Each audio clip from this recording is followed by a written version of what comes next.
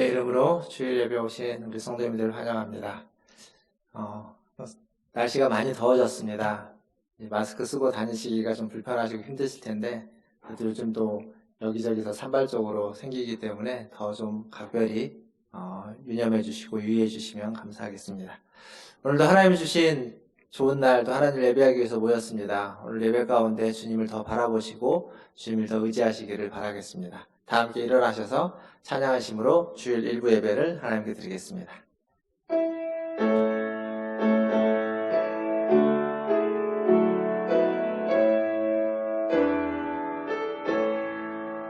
찬양하라 내 영혼아, 찬양하라 내 영혼아, 온 마음과 정성 다하여 주 찬양하라.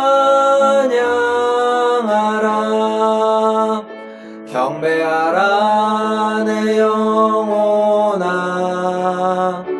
경배하라 내 영혼아, 온 마음과 정성 다하여 주 경배하라.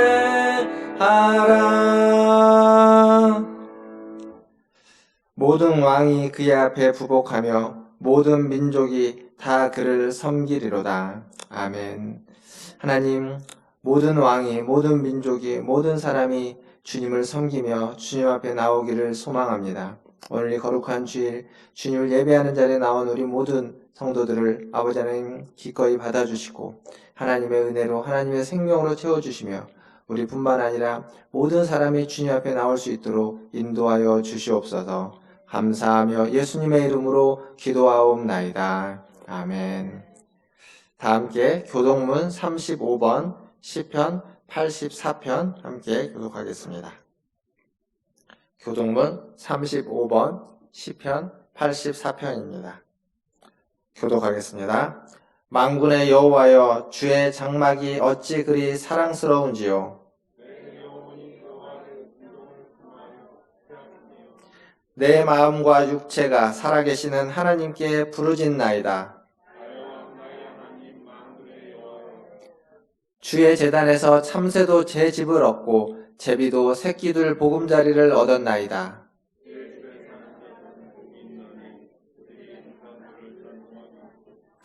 주께 힘을 얻고 그 마음에 시온의 대로가 있는 자는 복이 있나이다. 그곳에 많은 샘이 있을 것이며 이른 비가 복을 채워주나이다.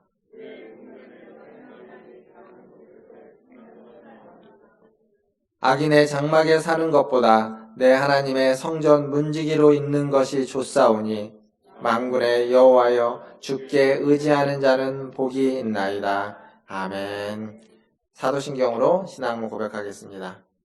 전능하사 전지를 만드신 하나님 아버지를 내가 믿사오며 그 외아들 우리 주 예수 그리스도를 믿사오니 이는 성령으로 잉태하사 동정녀 마리아에게 나시고 본디오 빌라도에게 고난을 받으사 십자가에 못 박혀 죽으시고 장사한 지 사흘 만에 죽은 자 가운데서 다시 살아나시며 하늘에 오르사 전능하신 하나님 우편에 앉아 계시다가 겨루로써 산자와 죽은 자를 심판하러 오시리라.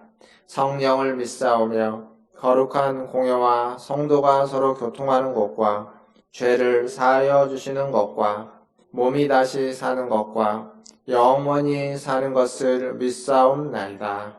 아멘. 다 함께 앉으셔서 455장 찬양하겠습니다.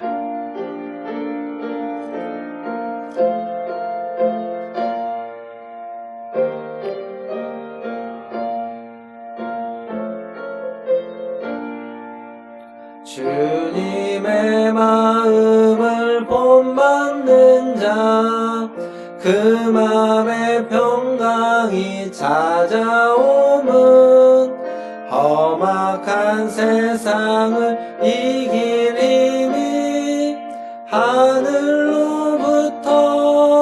임함이로다. 주님의 마음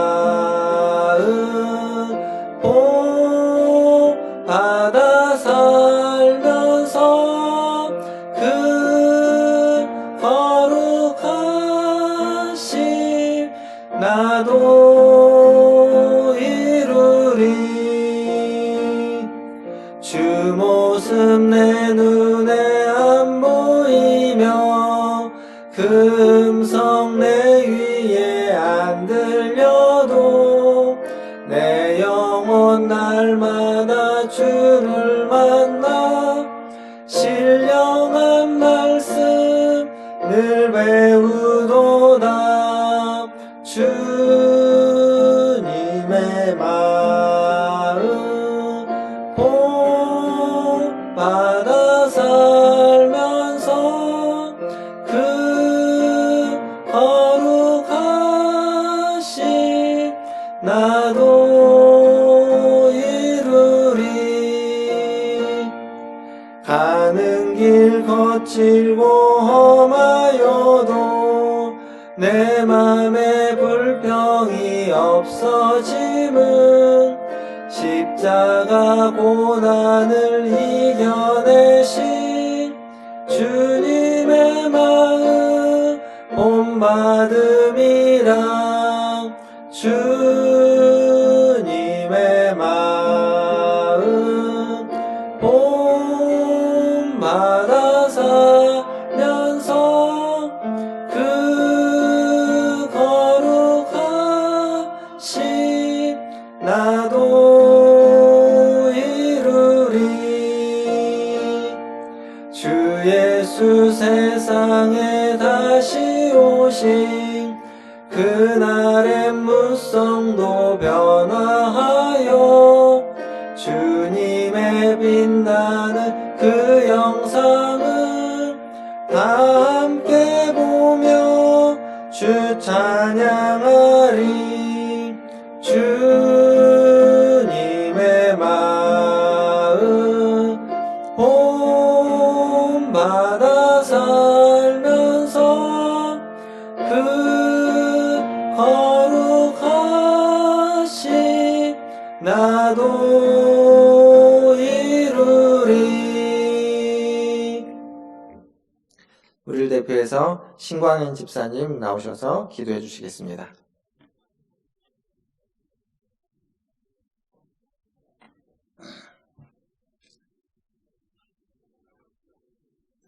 기도드리겠습니다.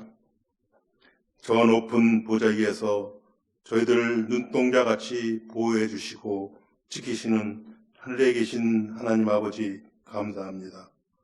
지난 5월 한 달 동안도 후덥지근하고 코로나 가운데에서도 저희를 건강을 지켜주시고 주 안에서 승리하게 하심을 감사드립니다. 이 시간 마음과 뜻과 정성을 다하여 주일 일부 예배를 주님께 예배하게 하시니 감사드립니다. 주여 이 자리에 임재하셔서 저희들의 연약한 믿음을 새롭게 하여 주시옵소서. 주님을 믿는다 하면서도 믿음으로 살지 못하고 이 세상 살아가면서 알고 지은 죄 모르고 지은 죄 회개하오니 저희들의 심령을 깨끗하게 씻어주셔서 주님께서 받으시기에 합당한 예배 되게 하옵소서. 사랑의 주님, 전 세계가 신종 코로나로 바이러스 때문에 불안에 떨고 있습니다. 온 성도님들에게 바이러스를 이겨낼 수 있는 건강을 주시고 하나님을 더 사랑할 수 있는 믿음을 허락하여 주시옵소서. 저희들에게 오직 성령 충만함으로 사랑으로 하나 되게 하시고 우리가 힘써 여호와를 알고 마음과 기도로 세상을 변화시키는 교회가 되게 주님 도와주시옵소서. 사랑의 주님, 이 시간 하나님 앞에 구하는 것들, 나라를 위하여 교회를 위하여 각자의 소원을 부르짖을 때 저희들 마음 심령 가운데 성령이 임하셔서 저희들의 소원을 다 이루어질 수 있도록 주님 역사하여 주시옵소서. 말씀을 전하실 목사님에게 성령 충만함을 더하여 주시고 피곤치 않도록 하나님의 역사로 충만하게 하옵소서. 말씀을 통하여 말씀에 순종하게 하시고 변화받아서 이 세상 살아갈 때 승리하게 하시고 교회에서는 빛과 소금의 역할을 할 수 있게 주님 도와주시옵소서. 이 시간 하나님 영광 받으시고 저희들에게는 하나님의 능력과 은혜가 충만하게 하옵소서. 예수님 이름으로 기도드리옵나이다.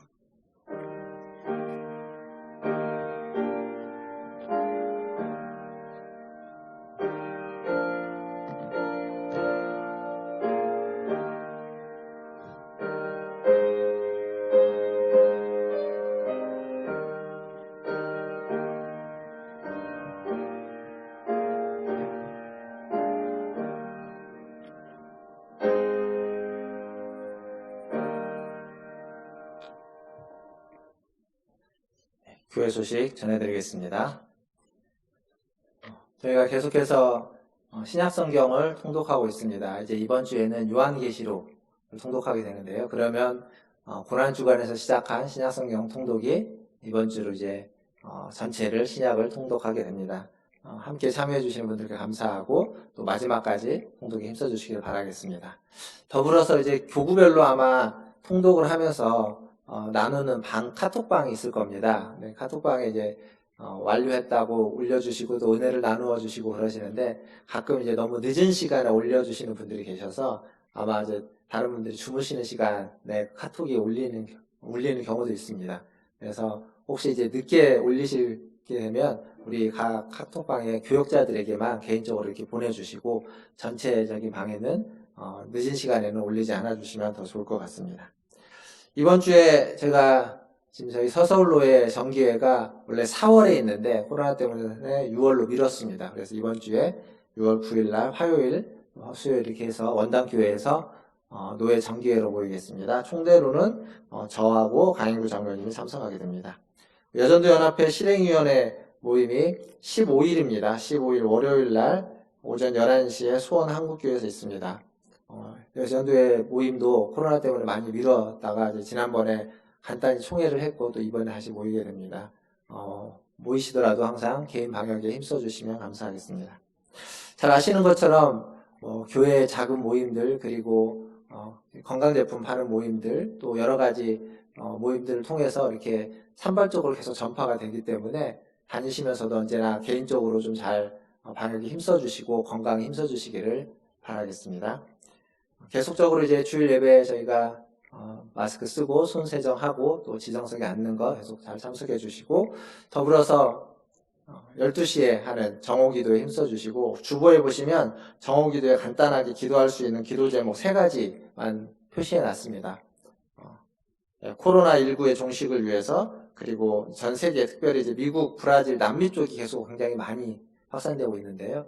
그리고 아프리카 저희 교회에서 후원하고 있는 아프리카 선교사님 계시죠? 전에 한번 저희 교회도 오후에 오셨는데, 그분도 이제 돌아오셨는데, 제가 지난주에 잠깐 뵀는데, 하시는 말씀이 아프리카는 차드 같은 경우는 딱 병원 한 군데만 코로나를 검사할 수 있다고 합니다. 나라에서 딱 한 군데. 그래서 몇 명 안 되는 것 같은데, 몇백 명 안 되는 것 같은데 검사를 할 수 없기 때문에 얼마나 걸렸는지 파악이 안 된다고 합니다.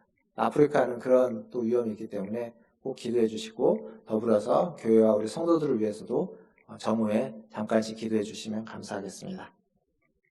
오늘 하나님 말씀 보겠습니다. 오늘 우리에게 주시는 하나님 말씀은 갈라디아서 5장 16절에서 18절까지 말씀입니다. 갈라디아서 5장 16절에서 18절까지 말씀 다 찾으셨으면 함께 읽도록 하겠습니다. 16절입니다. 시작. 내가 이르노니 너희는 성령을 따라 행하라. 그리하면 육체의 욕심을 이루지 아니하리라. 육체의 소욕은 성령을 거스르고 성령은 육체를 거스르나니 이 둘이 서로 대적하므로 너희가 원하는 것을 하지 못하게 하려 함이니라. 너희가 만일 성령의 인도하시는 바가 되며 율법 아래에 있지 아니하리라. 아멘. 중국에 지하교회가 있는데요. 중국의 지하교회에서 드리는, 지금은 좀 다르지만 예전에는 금붕어 예배라는 걸 했다고 합니다. 금붕어 예배. 그게 뭔지 아십니까? 모르시죠? 금붕어 예배가 뭐냐면 이렇게 소리를 낼 수 없으니까 입만 그냥 뻐끔뻐끔 한 겁니다. 코로나가 처음 시작했을 때 제가 아는 목사님이 코로나가 시작됐을 때 가능하면 이제 이 말함으로써 전파가 되니까 예배 때도 이렇게 금붕어 예배처럼 입만 하고 그런 게 필요할 것 같다라는 얘기를 했는데 갑자기 그 생각이 요즘 들어서 들었습니다. 이제 마스크를 쓰고 있어서 제가 성경을 아마 아시는지 모르겠지만 중간에 설교를 하다 보면 중간중간에 성경을 읽게 되는데 제가 언젠가부터는 그냥 저 혼자 읽습니다. 왜냐하면 가능하면 여러분들이 같이 읽으면 좋은데 마스크를 쓰고 읽는 것도 불편하실 것 같고 그래서 혼자 읽는데 우리가 예배가 좀 이런 불편함이 있지만 그럼에도 불구하고 말씀을 좀 이렇게 입을 뻐끔거리기만 할지라도 마음으로 함께 읽으시고 또 옆에 분들 보시면서 또 인사를 하실 때에도 더 마음을 다해서 더 인사하시고 더 사랑하시면 좋겠습니다. 옆에 분들 또 앞뒤에 계신 분 한번 보고 인사하겠습니다. 사랑합니다. 축복합니다. 사랑합니다. 축복합니다. 오늘 이제 드디어 10계명의 결론입니다. 10계명은 10가지 계명인데 서론 한번, 결론 한번, 그리고 네 번째 계명, 그 안식일 계명이죠. 네 번째 계명 또 2번, 한 번 더 했죠. 9번째 계명, 거짓말하지 말라라는 계명도 한 번 더 했습니다. 그래서 총 14번에 걸쳐서 10계명을 마무리하게 됩니다. 지난주에 10번째 계명인 탐내지 말라라는 계명은 우리가 가지고 있는 어떤 욕심, 탐심을 다 제거하라라는 의미가 아니라고 말씀드렸습니다. 그것보다는 우리 안에 있는 부정적인 욕심, 탐욕이라고 할 수 있는 것, 그것을 버리라, 그것을 제거하라라는 얘기죠. 내 것이 아닌 것, 내게 주어지지 않는 남의 것, 남의 소유, 남의 아내를 탐하지 마라, 그것을 욕심내지 마라 라는 이야기였습니다. 반면 긍정적인 탐심, 긍정적인 욕심은 추구하라는 거죠. 참되고 정결하고 바르고 선하고 칭찬받을 만한 것들은 추구하고 찾고 열망하라, 욕망하라 라는 것이 지난주 설교의 내용이었습니다. 결국 그렇게 긍정적인 것들을 추구해 나가다 보면 마지막 최종 지점에서 우리가 열망하고 추구하고 욕망하게 될 건 바로 하나님이다. 그러니까 하나님을 추구하고 하나님을 열망하고 하나님을 우리가 갈구하는 것은 마지막 우리가 최종적으로 추구해야 될 것들입니다. 그래서 거기까지 이르러 가는 것, 그것이 진정한 탐욕이라고 하는, 탐심이라고 하는 이 부정적인 욕망을 벗어날 수 있는 유일한 방향이고 길인 것입니다. 오늘은 그러한 탐욕과 그런 욕망을 벗어나서 하나님을 더 사랑하고 하나님을 더 사모하는 우리들에게 10계명이 전체적으로 무엇을 이야기하는지 10계명의 결론을 이야기하면서 동시에 그 앞에서 탐심에 대한 한 가지 더 여러분에게 나누고 그리고 10계명의 신학적인 의미, 결론적인 얘기로 말씀을 드리려고 합니다. 일반적으로 탐내지 말라라고 하는 10번째 계명은 불교에서 이야기하고 있는 욕망을 제거하는 것, 무소유의 삶을 살아라라는 이야기가 아니었습니다. 여기 보면은 오늘 우리가 읽었던 성경 말고 지난주에 10계명을 이야기하는 출애굽기 20장 17절에 보면 내 이웃의 아내, 내 이웃의 집, 내 이웃의 소유 이런 표현이 있습니다. 그러니까 꼭 내 이웃이라는 표현을 3번이나 한 절에 3번이나 반복해서 쓰고 있습니다. 그럼 무엇을 얘기하는 거냐면 그 철학자 중에 되게 유명한 철학자가 한 사람 있습니다. 자크 라캉이라는 유명한 철학자가 있는데 그 철학자가 했던 유명한 말, 여러분들 주보에 보시면 말씀 노트에다가 적어놨는데요. 자크 라캉이 했던 유명한 말은 인간은 타자의 욕망을 욕망한다 라는 이게 되게 유명한 말입니다. 근데 무슨 이게 심오해 보이지만 간단하게 이런 얘기입니다. 어떤 드라마에 연예인이 옷을 입고 나옵니다. 그럼 그 옷이 드라마를 보면서 사람들이 옷이 너무 예쁩니다. 그러면 그 옷이 어떻게 되죠? 보통 우리가 품절된다고 하죠. 잘 팔리는 거죠. 왜 그럴까요? 왜 김혜수 씨가 입고 나온 옷은 잘 팔릴까요? 그가 한 어떤 소품은 잘 팔리는 걸까요? 그건 사람들이 보면서 저 옷을 입으면 저렇게 예뻐 보이는가, 저 소품을 하면 되게 잘 어울리는구나, 나한테도 그럴까라고 착각하는 겁니다. 내가 입으면 잘 안 맞는데도 불구하고. 그러니까 그 사람의 그 어떤 추구하고 욕망하는 것을 나도 함께 욕망하게 되는 겁니다. 그걸 갖고 싶은 거죠. 그게 바로 이 자크 라캉이 했던 얘기입니다. 우리가 늘상 경험하고 있는 이야기들입니다. 그러니까 다른 사람이 추구하는 것, 다른 사람이 욕망하는 것, 욕구하는 것, 찾는 것을 우리도 똑같이 추구하고 욕망하고 찾는다는 겁니다. 왜요? 비교하기 때문에. 결국 우리의 욕망, 우리가 추구하는 것은, 우리의 탐욕은 무엇에서 시작되는 거냐면 다른 사람과 나를 비교하는 데서 시작되는 겁니다. 제가 예전에 10계명이 아마 초반부 1계명인가 2계명인가 설교하면서 그런 말씀 드린 적이 있습니다. 그것이 알고 싶다에서 설문조사, 돈에 대해서 그러면서 설문조사를 했는데 그 설문조사 중에 세 번째 게 뭐였냐면 이겁니다. 내가 월급을 200만 원 받고 다른 사람은 월급을 100만 원 받는 것과 내가 월급을 400만 원 받고 다른 사람 월급을 800만 원 받는 것 중에 어떤 것이 더 좋냐고. 둘 중에 하나를 선택하라고 하면 무엇을 선택하겠냐고. 가만히 놓고 보면 월급 200만 원 받는 게 좋습니까? 400만 원 받는 거 좋습니까? 400이 낫죠. 월급이 2배나 많은데. 근데 많은 사람들이 내가 400만 원 받는 것보다 내가 저 사람보다 100만 원 더 받는 것을 선택했습니다. 비교해서 더 우위에 점하고 싶은 겁니다. 이게 탐욕과 탐심의 이유입니다. 그러니까 절대적인 기준을 가지고서 내가 그만큼을 있고 없고를 가지고 하는 것이 아니라 상대적인 거죠. 다른 사람과 비교해서 내가 더 많을 때 나는 만족하는 것이고 내가 지금 많이 갖고 있지만 나보다 더 많이 갖고 있는 사람이 있으면 상대적으로 내가 무엇인가를 빼앗긴 것 같은 겁니다. 그런 마음이 들 때 우리는 탐심, 탐욕, 부정적인 욕망에 다다르게 되는 겁니다. 사실 우리가 그런 마음을 가질 수 있습니다. 근데 그런 마음을 갖게 되면 그게 그냥 마음에서 멈추지 않고 자꾸 그것을 추구하게 되는 겁니다. 마음속에서 일어나는 일이지만 그게 밖으로 표출되게 되고 밖으로 표출되려고 하다 보면 결국 어디에 이르게 되냐면 죄를 품게 되는 데 이르게 되는 겁니다. 사랑하는 성도 여러분, 동물은요 배가 고프면 사냥을 해서 배고픔을 채웁니다. 그런데 배가 부르면 사냥하지 않습니다. 그들의 욕망이라는 단어보다 표현보다는 욕구라는 단어가 더 맞을 텐데 그 욕구는 채용을 받으면 더 이상 그것을 찾지 않습니다. 근데 사람의 욕망은 그렇게 쉽게 채워지지 않는 겁니다.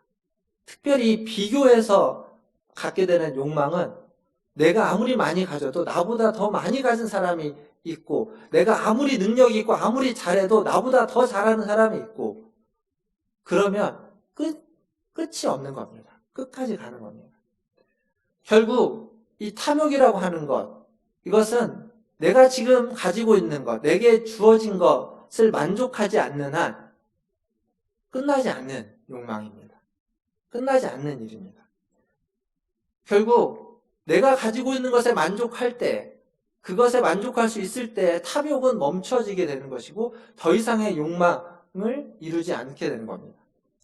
그러니까 거기까지 가지 않으려면, 거기에 이르지 않으려면 결국 그것을 멈추려면 주어진 것에 만족해야 되는데 성경은 그것을 뭐라고 이야기하냐면 자족이라고 이야기하죠. 빌립보서 4장 11절과 12절에 보면 바울은 그렇게 얘기합니다. 나는 어떤 형편에 처하는지 자족하기를 배웠다. 11절 후반부에 보면 어떠한 형편에든지 나는 자족하기를 배웠느니 12절에 가보면 나는 비천에 처할 줄도 알고 풍부에 처할 줄도 알아. 그러니까 비천하든지 풍부하든지 어떤 형편에든지 처할 줄을 알고 거기에서 자족하는 것, 내게 주어진 것, 내가 가지고 있는 것에 만족하는 일체의 비결을 배웠다라고 이야기하고 있습니다. 이럴 때 탐욕에 빠지지 않는 겁니다. 이럴 때 다른 사람의 것을, 내 이웃의 것을, 남의 것을 탐하지 않게 되는 거죠. 내게 주신 것이 아니라 내게 없는 것, 내가 가진 것이 아니라 내가 갖고 있지 못한 것을 자꾸 찾게 되면 그러니까 내게 주어지지 않았기 때문에 마치 내가 빼앗긴 것이라고 생각하는 겁니다. 박탈심리죠. 내게 주어지지 않았는데 원래 내 것이 아닌데도 불구하고 내가 빼앗긴 것이라고 생각하고 그래서 자꾸 그것을 욕망하게 되고 추구하게 되고 갖고 싶어하는 마음. 그게 십계명에서 금하고 있는 겁니다. 하나님이 어쩌면 내게 그것을 주지 않은 이유는 내게 그것이 필요하지 않아서일 수도 있고 그것을 줌으로써 우리가 더 변화되고 왜곡되고 우리에게 더 안 좋기 때문일지도 모릅니다. 그렇다면 그것을 주지 않은 것이 우리에겐 더 은혜이고 더 감사해야 될 조건들입니다. 사랑하는 성도 여러분, 이웃과 비교해서 우리 자신을 피폐하게 만들지 마시고, 내게 주어진 것, 하나님이 내게 허락하신 것에 감사하면서 하나님을 찬양하면서 살아가시기를 주님의 이름으로 축원합니다. 탐심을 이겨낼 수 있는 방법입니다. 이렇게 10가지 말씀의 내용을 봤는데, 이 10번째 계명이었던 탐내지 말라라고 하는 건 결국 비교였죠, 비교.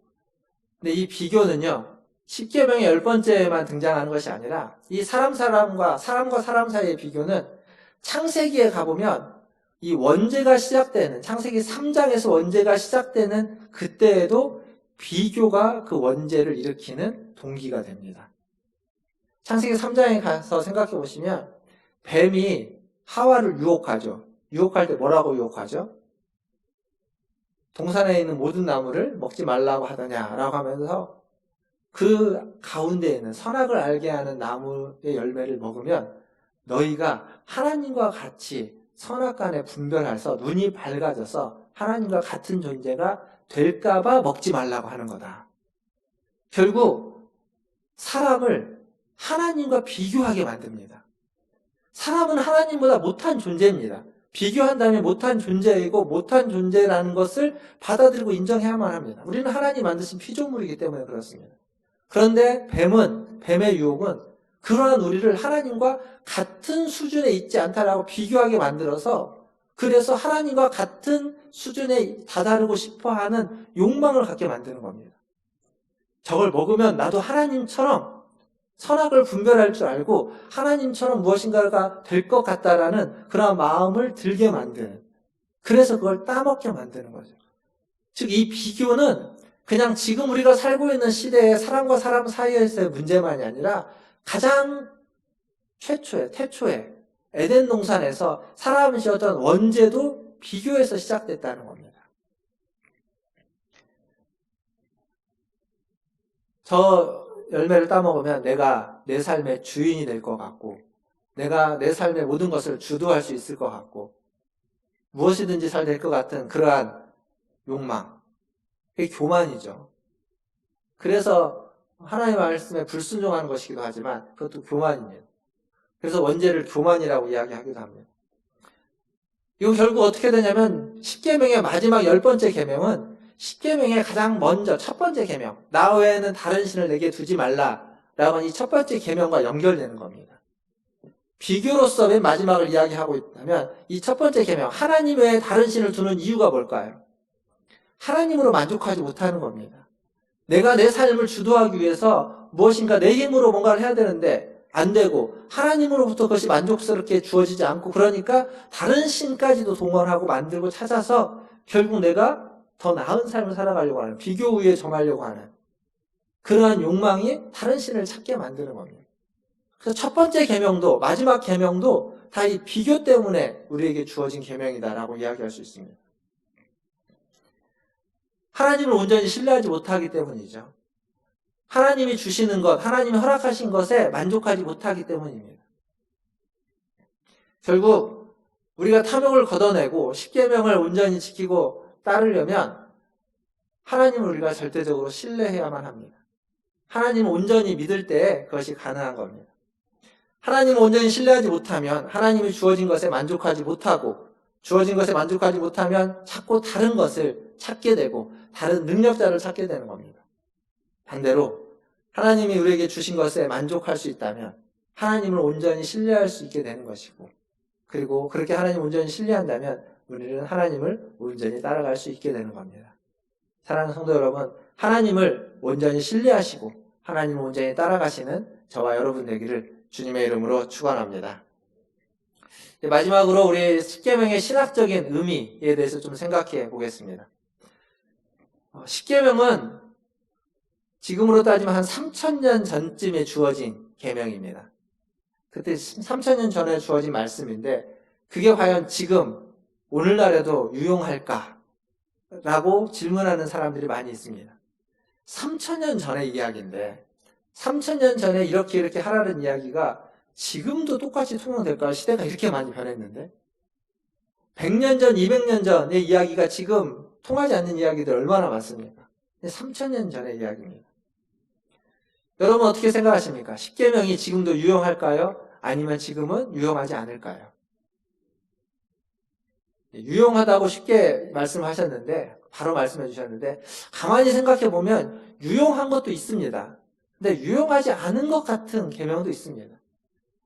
우리가 현대인으로서 살아가면서 정상적으로 십계명을 진솔하게 보면, 현대인의 시각에서 보면 분명히 고개가 끄덕여지는 부분도 있지만, 이건 지금은 좀 적용하기 어려운 것 같은 말씀도 분명히 그 중에 있습니다. 왜 그러냐면, 왜 우리가 그렇게 느껴지냐면, 우리는 십계명뿐만 아니라 어떤 우리의 삶의 윤리적인 규범으로서, 윤리적인 삶을 살아가기 위한 행동 규범으로서 십계명을 바라보게 되면 그 중에는 유용한 것도 있고 유용하지 않은 것도 있는 겁니다. 지금의 윤리에 맞는 부분도 있지만 맞지 않아 보이는 부분도 십계명에는 보이기 때문에, 그래서 부분적으로만 맞다라고 생각되는 거죠. 근데 십계명은요, 중요하게 우리가 생각해야 되는 건, 십계명은 하나님이 주신 계명, 하나님 주신 말씀이라는 겁니다. 이 점을 놓치지 말아야 되는 이유는, 십계명은 우리가 가지고 있는 현대사회의 윤리로서 그것을 재단하고 평가할 수 없는 이유가 하나님이 주셨기 때문이라는 겁니다. 예를 들면 이런 거 있습니다. 삼강오륜이라고 아십니까? 삼강오륜. 삼강오륜은 공자가 이야기한 유교의 어떤 윤리적인 덕목이죠. 근데 이게 언제쯤 주어진 거냐면 지금으로부터 한 2500년 전쯤 주어진 겁니다. 그러니까 십계명이 한 3000년 전이면 삼강오륜은 한 2500년 전쯤에 주어진 것인데, 여기 지금 삼강오륜이 적혀져 있죠. 부의자강부터 부의부강, 군의신강 이렇게 되어 있습니다. 그럼 부의자강은 뭐냐면 부모와 자녀 사이에 어떤 일정한 도리를 지켜야 된다는 얘기입니다. 부의부강은 부부 사이에도 일정한 도리가 지켜져야만 하고, 군의신강은 어떤 신하와 임금 사이에서도 일정한 도리가 지켜져야 된다는 겁니다. 이 도리라는 건 일방적인 게 아닙니다. 부모는 자녀에게 지켜야 될 도리가 있고, 자녀는 부모에게 지켜야 될 도리가 있고, 남편은 아내에게, 아내는 남편에게, 임금은 신하에게, 신하는 임금에게 지켜야 될 일정한 도리가 있다는 겁니다. 이게 삼강입니다. 그리고 오륜 같은 경우는 저기 있죠. 부자율치, 부모와 자녀 사이에는 어떤 친밀함이 있어야 된다는 거죠. 부부유별, 부부 사이에는 다름이 있는 겁니다. 분별이 있어야 되는 겁니다. 장유유서는 어른과 아이 사이에는 차례가 지켜져야 된다는 거죠. 그리고 붕어유시는 친구 사이에서의 어떤 의리, 군신유의는 신하와 임금 사이에서의 의리, 신의를 이야기하는 겁니다. 이 삼강오륜은 예나 지금이나 지켜야 되는 어떠한 일반적인 윤리적인 덕목으로서 여전히 유효합니다. 시대에 따라서 강조되는 지점은 조금씩 다릅니다만, 지금 이 시대에도 이 삼강오륜은 중요한 덕목이라고 이야기할 수 있습니다. 여기에 보면 모든 관계는 일정한 도리가 있고 지켜야 될 것이 있고, 그리고 분별을 해야만 할 것도 있고, 어떤 차례도 있고 신의도 있어야 된다는 겁니다. 근데 이 도리, 신의, 분별, 이 모든 것들은 다 마음의 문제입니다. 마음의 문제. 행동의 문제이기 이전에 마음과 태도의 문제라는 사실입니다. 이런 마음과 태도의 문제를 이야기하고 있는 공자의 가르침도 유용한데, 하나님이 주시는 가르침이 무용할 리가 없습니다. 삼강오륜도 이 윤리적인 가르침도 마음의 문제를 다루고 있고, 십계명도 마음의 문제를 다루고 있는 겁니다. 행동의 문제처럼 보이지만, 겉으로 드러나는 행위처럼 보이지만 끊임없이 마음의 문제를 이야기하고 있습니다. 그래서 하나님은 사람의 겉을, 외모를 보는 것이 아니라 사람의 중심을 본다라고 이야기하는 겁니다. 마음의 중심을 보는 거죠.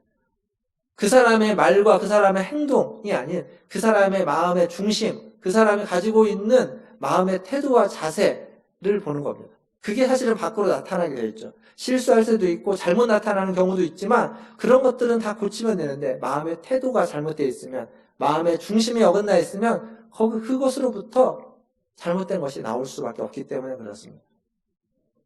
십계명의 이 10번째 계명이라고 할 수 있는 계명은 결론적으로 십계명의 결론이라고 이야기할 수도 있습니다. 예수님도 십계명을 이야기하면서 십계명의 가장 중요한 것들을 다시 재정립시켜주면서 무엇을 근거로 했냐면 10번째 계명, 마음의 문제를 근거로 해서 십계명을 다시 이야기해주기도 했습니다. 사랑하는 성도 여러분, 죄는 우리의 행위에 있는 것이 아니라 우리의 마음에 있습니다. 십계명의 모든 말씀은 우리의 마음을 바로 세우기 위해서, 우리의 마음을 바로 잡기 위해서 우리에게 주신 말씀입니다. 그래서 만약에 10계명 중에 10가지 계명 중에 딱 한 가지만 지켜야 된다라고 이야기한다면, 가장 중요한 한 가지를 고르라라고 말한다면 그건 1계명보다는 마지막 10번째 계명이라고 말할 수 있습니다. 그게 마음의 문제를 직접적으로 다루고 있기 때문에 그렇습니다. 비교의 문제를 다루고 있고, 그 비교의 문제에서 우리가 자유로울 때, 해방될 때 비로소 하나님 외에 다른 신을 섬기지 않게 되는 겁니다. 1계명을 포함한 나머지 모든 9가지 계명도 지킬 수 있기 때문에 그렇게 되는 겁니다. 신학적으로 이 10계명을 가장 잘 그 의미를 파악한 사람은 종교개혁자 칼빈이라고 말할 수 있습니다. 칼빈이 기독교 강요라는 책을 쓰면서 그 책 두 번째 책의 7장에 이 율법에 대해서 쭉 이야기를 하는 중에 10계명에 대한 이야기를 같이 다루고 있습니다. 거기에서 10계명을 포함한 율법의 3가지 기능을 칼빈 이야기하는데, 그 3가지 기능이 뭐냐면, 첫 번째는 율법은 악한 사람들이 악한 짓을 하지 못하도록 통제하는 기능이 있다는 겁니다. 즉 법이 있어서 지키지 않으면 벌을 받기 때문에 그것을 지키도록 사람들을 강제하고 통제하는 기능이 있다는 겁니다. 십계명에도 그런 게 있죠. 우상을 숭배하고 우상을 만들고 그리고 안식일을 지키지 않으면, 그러면 하나님이 앞에 벌을 받는 규정들이 그 안에 있습니다. 뿐만 아니라 두 번째로는 이 율법 십계명은 무엇이 옳은 것인지, 의가 무엇인지를 보여주는 기능이 있다는 겁니다. 즉 계명이 거울이 되어서 옳고 그름을 이야기해주는 기준이 된다는 겁니다. 무엇이 옳고 무엇이 그른지를 말해주는 거죠. 그래서 내 얼굴에 무엇이 묻어있는지 거울을 보고 아는 것처럼 내 죄가 무엇인지를 깨닫게 해주는 기능이 있다는 겁니다. 그리고 마지막 3번째, 칼빈은 이 3번째 기능이 가장 중요한 기능이라고 이야기했습니다. 3번째 기능이 뭐냐면, 율법, 이 계명은 성령 안에서 하나님이 원하시는 바가 무엇인지를 보여주고 어떠한 삶을 살아야만 하는지, 어떠한 길로 살아가야만 하는지를 안내해주는 이정표 역할을 한다라고 말해주고 있습니다. 십계명의 결론이라고 할 수 있습니다. 그러니까 이 율법, 십계명은 어둠을 밝혀줄 뿐만 아니라 우리가 어느 방향으로 살아가야만 하는지를 말해주고 있다는 거죠. 칼빈이 말한 이 율법의 기능, 이 십계명의 기능과 동일합니다. 십계명은 결국 우리에게 어둠을 밝혀주면서 하나님 우리에게 원하시는 것이 무엇인지 알려주고, 그리고 우리가 어디로 살아가야만 하는지, 어떠한 방향으로 나아가야만 하는지를 알려주고 있습니다. 이게 십계명이 가지고 있는 신학적인 의미입니다. 말씀을 마무리하면서 십계명, 이 10가지의 십계명을 지킴에 있어서 가장 큰 걸림돌은 뭘까요? 앞에 제가 말씀드렸는데 비교입니다. 비교를 통해서 드러나고 있는 탐욕, 탐심, 비교 때문에 시작되는 탐욕, 탐심, 그게 가장 십계명을 지키는 데 있어서 가장 큰 걸림돌입니다. 신약에 오면 바울은 그것을 뭐라고 말하고 있냐면 육체의 욕심이라고 이야기합니다. 육체의 욕심. 나 자신을 지키고 나 자신을 보존하고 나 자신을 주장하려고 하는 그러한 우리의 마음, 그것을 바울은 이야기하는 겁니다. 그래서 오늘 우리가 읽었던 본문 갈라디아서 5장 16절에 보시면 뭐라고 되어 있냐면, 다시 오늘 우리가 읽었던 본문을 보시면 내가 이르노니 너희는 성령을 따라 행하라. 그리하면 육체의 욕심을 이루지 아니하리라. 육체의 욕심이 십계명을 지키는 데 있어서 가장 큰 걸림돌인데, 그것을 극복하려면, 거기에 걸려 넘어지지 않으려면 무엇을 따라 행하라고요? 성령을 따라 행하라 라고 이야기하고 있습니다. 성령을 따라 행할 때 성령은 육체를 거스르게 되고, 성령의 인도를 받으면 우리는 율법 아래 우리를 누르고 있는 어떤 얽매이고 있는 율법 아래 머물러 있지 않고 그것을 넘어서서 그것을 온전히 지켜가는 삶을 살 수 있기 때문에 그렇습니다. 몇 년 전에 그 도로 안전에 대해서 안전교육을 하는 영상을 한번 본 적이 있습니다. 제가 기억하기로는 일본에서 만든 영상인데, 일본에서 학생들을 이렇게 여기 안전교육을 시키는데 어떻게 시키냐면 스턴트맨을 고용을 해서 스턴트맨을 사용해가지고 자전거를 타고 가다가 꼭 이렇게 걸어가다가 다가오는 차하고 부딪히는 장면을 보여줍니다. 근데 그 영상에서 제가 봤는데 차가 분명히 빨리 오지 않았습니다. 한 2, 30km, 많아야 3, 40km, 30km 전후 정도의 속도였는데 그 차와 딱 부딪히니까 이렇게 차는 아무렇지도 않은데 자전거를 탄 사람은 펑 튕겨져 나갑니다. 그러니까 안전을 위해서 스턴트맨을 고용해서 안전장비 차지하고 보여주는 겁니다. 저도 화면을 보고 굉장히 깜짝 놀랐습니다. 그 교육에 대한 논란이 많았습니다. 너무 아이들에게 자극적인 건 아니냐, 너무 무섭게 그렇게 보여주는 거 아니냐라는 논란이 있을 정도였습니다. 근데 사실 우리는 밖에 나가보시면 그런 차들과 아주 가까이서 밀접하게 지나다니면서 살고 있습니다. 굉장히 무서운 일이 벌어질 수 있는 차들과 가까이서 있다는 겁니다. 근데 큰 문제가 생기지 않고 살고 있습니다. 왜 그럴까요? 질서를 지키는 거죠. 기본적으로 교통법규라는 것을 잘 준수하고 따르기 때문에 그렇습니다. 그것을 어기게 되면, 그래서 그 법규를 어기게 되면 그에 해당하는 벌금을 내는 거죠. 벌을 받는 겁니다. 페널티를 얻게 되는 겁니다. 그 법규를 무시해버리면, 그 기준을 무시해버리면 문제가 생기는 것이고 사고가 일어나는 것이고 생명의 위험이 생기는 것이고 다치는 겁니다. 그리고 그 교통법규가 안내하는 대로 갈 때, 그 이정표를 따라갈 때 안전하게 그 목적지에 도착할 수 있지, 그걸 무시하고 다른 데로 가버리면, 반대 방향으로 가버리면 문제가 생기고 사고가 나는 겁니다. 즉 교통법규라는 건 왜 주어져 있는 거냐면 사람들을 안전하게 보호하고 안전하게 목적지까지 안내하기 위해서 주어져 있는 겁니다. 십계명도 이와 같습니다. 십계명이라는 10가지 계명이 우리에게 주어진 건 우리의 생명을 보호하고 안전하게 보호할 뿐만 아니라 우리가 가야만 하는 길을 보여줘서 목적지로 안전하게 도달할 수 있도록 안내해 주기 위해서 우리에게 주어져 있는 겁니다. 그 기준으로서, 그 이정표로서 주어진 것이 십계명입니다. 코로나19라는 우리가 생각해보지 못했던 이 바이러스가 퍼지고 있는 시대를 살아가고 있습니다. 이런 시대를 살아가고 있지만 이러한 시대에도 우리는 예수 그리스도를 믿는 그리스도인으로 살아가려면 우리에게 필요한 건 십계명과 같은 하나님의 말씀을 지키는 겁니다.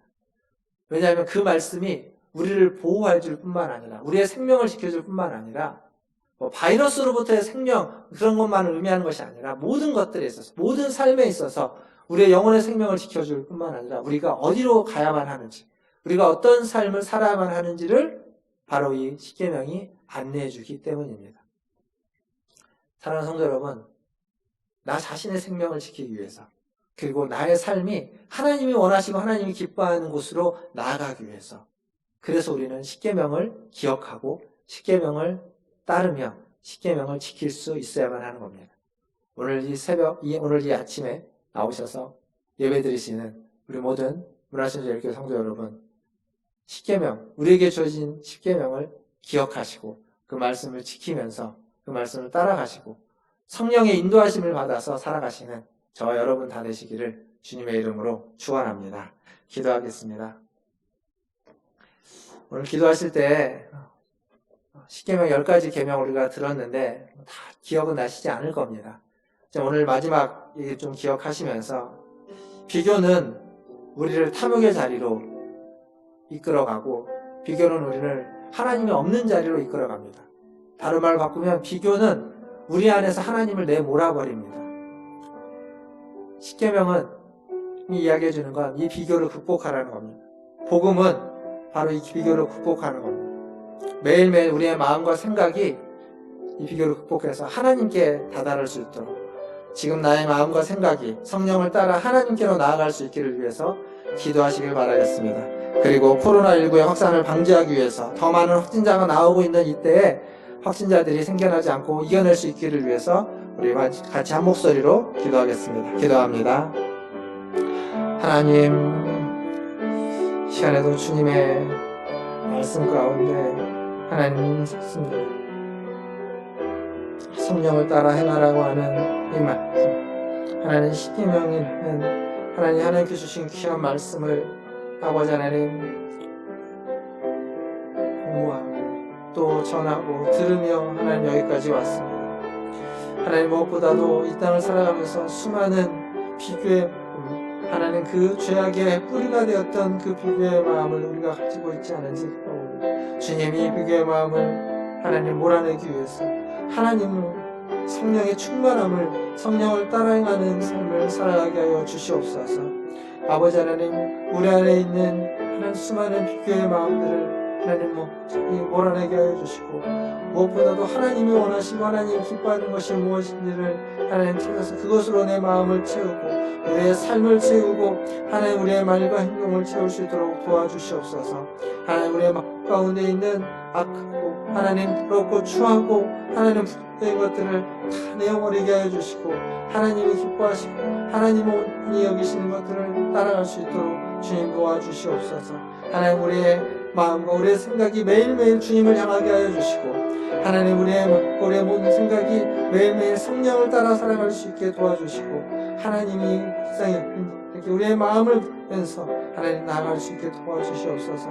하나님 매일매일 전 세계적으로 더 많은 확진자들이 나오고 있습니다.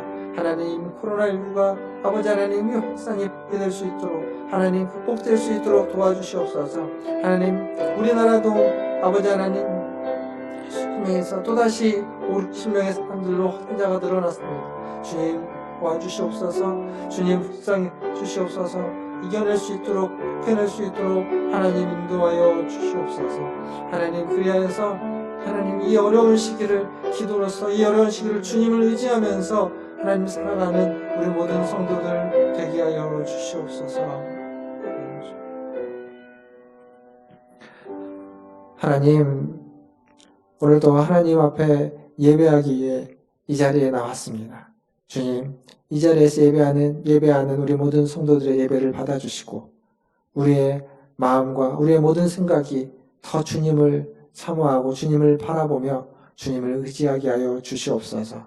하나님 우리 안에 어떤 비교의 마음으로 탐욕에 이르는 그래서 하나님을 내몰아버리는 그러한 어리석음을 범지 않도록 주님 도와주시옵소서. 아버지 하나님 코로나19가 여전히 확산일로에 있습니다. 우리나라는 주춤했다가 다시 좀 늘어나고 있지만 전 세계적으로는 매일매일 하나님 그 확진자가 늘어나고 있습니다. 주님 불쌍히 여겨 주시옵소서. 우리나라도 하나님 세계의 모든 나라들도 하나님 자비와 긍휼이 필요하오니 주님 자비와 긍휼을 베푸셔서 이 코로나19가 아버지 하나님 벌써 반년째 지속되고 있는 이 코로나19가 극복될 수 있도록 아버지 하나님 도와주시고 치료제가 백신이 개발될 수 있도록 은혜 베풀어 주시옵소서. 아버지 하나님 오늘도 주님 전에 나와 기도하는 우리 모든 성도들에게도 하나님의 보호하심과 하나님의 성령의 충만함을 허락하여 주셔서 하나님 성령을 따라 살아가는 우리 모든 성도들 되게 하여 주시옵소서. 감사하며 예수님의 이름으로 기도하옵나이다. 아멘. 이 시간 183장 찬양하시면서 준비하신 예물 하나님께 드리겠습니다.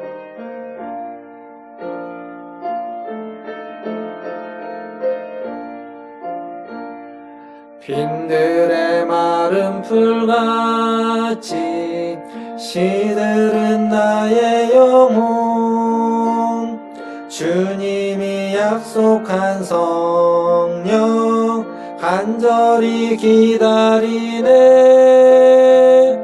가물어 메마른 땅에 단비를 내리시듯 성령의 단비를 부어 새 생명 주옵소서. 반가운 빗소리 들려 산천이 춤을 추네 봄비로 내리는 성령 내게도 주옵소서.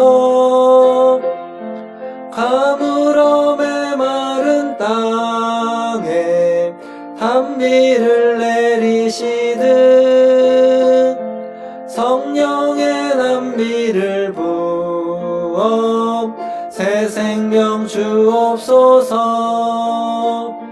절 따라 우러를 내려 조목이 무성하니 갈급한 내 심령 위에 성령을 부으소서. 가물어 메마른 땅에 단비를 내리시듯 성령의 단비를 부어 새 생명 주옵소서. 참되신 사랑의 언약 어길 수 있사오랴. 오늘의 흡족한 은혜 주실 줄 믿습니다. 가물어 메마른 땅에 단비를 내리시듯 성령의 단비를 부어 새 생명 주옵소서. 아멘.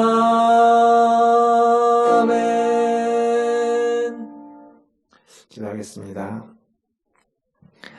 하나님, 매일매일 우리가 살아가는 삶의 여정 가운데 성령의 단비를 주셔서 메마른 곳이 푸르르게 하여 주시고 갈급한 심령이 체험을 얻게 하여 주시옵소서. 오늘도 주님 앞에 예배하러 나올 때 빈손으로 오지 않고 주님이 주신 물질 중 일부를 구별하여 주님께 드리게 하시니 감사합니다. 하나님이 드려진 예물이 쓰이는 곳마다 주님의 단비가 내려지게 하여 주시고 성령의 단비가 내려짐으로 메마른 영혼이 새 힘을 얻고 풍성해지며 갈급한 영혼이 만족을 누릴 수 있도록 역사하여 주시옵소서. 또한 예물을 드린 손길 위에 함께하여 주셔서 그의 인생도 그의 삶도 그의 가는 길도 성령의 충만한 길과 인생이 되게 하여 주시옵소서. 그래서 어느 길에 있든지 어떠한 삶을 살아가든지 성령과 동행하며 성령을 따르며 성령으로 인해서 만족함을 얻고 성령으로 인해서 새 생명을 누리는 우리 모든 여정이 되게 하여 주시옵소서. 이 시간도 주님 앞에 나와서 예배하며 물질을 드렸지만 부득이하여 드리지 못한 손길 기억하시고 어느 곳에 있든지 그들에게도 함께 하셔서 그들도 성령 충만한 가운데 그들의 생명을 보호해 주시고 인도해 주셔서 하나님께 더욱 감사함으로 나와 예배하며 드릴 수 있는 심령이 되게 하여 주시옵소서. 모든 것을 주님의 손에 의탁하며 지금은 우리를 죄에서 구원하여 주신 우리 구주 예수 그리스도의 은혜와 하나님 우리 아버지의 크고 무한하신 사랑하심과 성령 하나님의 위로교통 충만케 하심이 성령을 따라 행하여 모든 비교와 탐욕을 물리치고 십계명의 이정표를 따라 살아가기를 기도하고 소원하고 다짐하는 우리 고개 숙인 문화춘주교회 모든 성도들 위에와 그들의 자녀손들과 가정과 직장과 일터 위에 성령을 따라 살아가는 선교사님들과 사역자들 위에 코로나19를 퇴치하기 위해서 애쓰는 모든 이들 위해 이제로부터 영원토록 함께 있을지어다. 아멘.